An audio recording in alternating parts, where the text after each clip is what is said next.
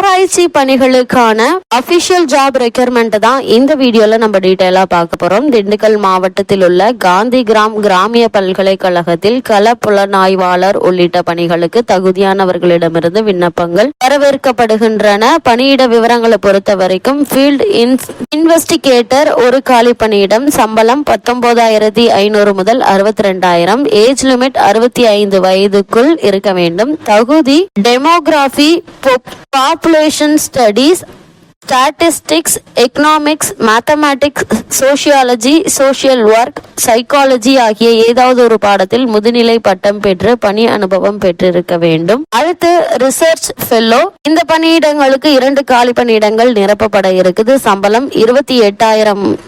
Age limit 35 வயதுக்குள் இருக்க வேண்டும்.